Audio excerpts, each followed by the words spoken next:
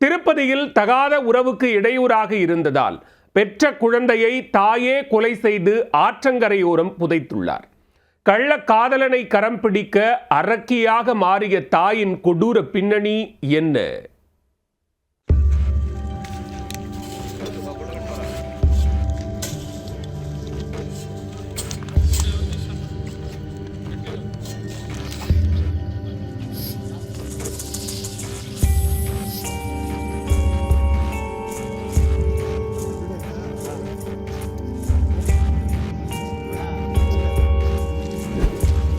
ரகசிய காதலனை கரம்பிடிக்க பெற்ற குழந்தையை கொலை செய்த கொடூர தாய்தான் இவர். கணவரை பிரிந்து காதலனுக்காக குழந்தையும் கொன்ற பெண்ணின் மீது போலீசார் எடுத்த நடவடிக்கை என்ன?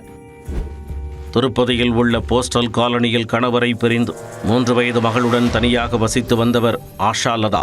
இவருக்கு சென்னப்பள்ளி கிராமத்தைச் சேர்ந்த பிரசாத் என்பவருடன் திருமணத்தை மீறிய உறவில் பழக்கம் ஏற்பட்டுள்ளது. ஆஷா குடியிருக்கும் வீட்டிற்கு தினமும் வந்து சென்ற பிரசாத் பெண்ணின் கணவரைப் போல நெருக்கமாக அவருடன் பழகி வந்தார். அதை கவனித்த ஆஷாவின் 3 வயது மகள் துர்கா, யார் இந்த அங்கிள் என கேட்டபோது பிரச்சனை பெரிதானது. ரகசிய காதலர்களுக்குள் லேசான மனக்கசப்பு உண்டானது. ஒரு கட்டத்தில் இருவரும் திருமணம் செய்து கொள்ள முடிவெடுத்துள்ளனர். ஆனால் உன் மகள் இருக்கும் வரை என்னால் உன்னுடன் இருக்க முடியாது, திருமணமும் செய்து கொள்ள முடியாது. அதனால் குழந்தையை அவளது அப்பா வீட்டில் விட்டுவிடு என்று பிரசாத் கூறியுள்ளார்.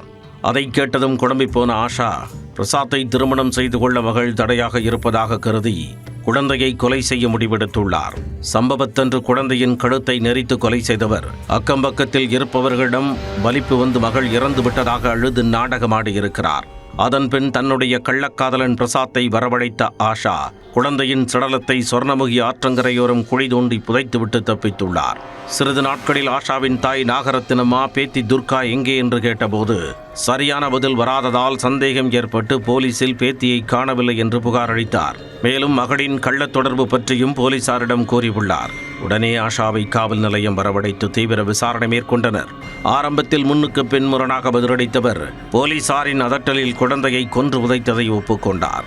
இதனையடுத்து ஆஷா மற்றும் அவரது காதலன் பிரசாத் இருவரையும் கைது செய்த போலீசார் அவர்களை நீதிமன்றத்தில் ஆஜர்படுத்தி சிறையில் அடைத்தனர்.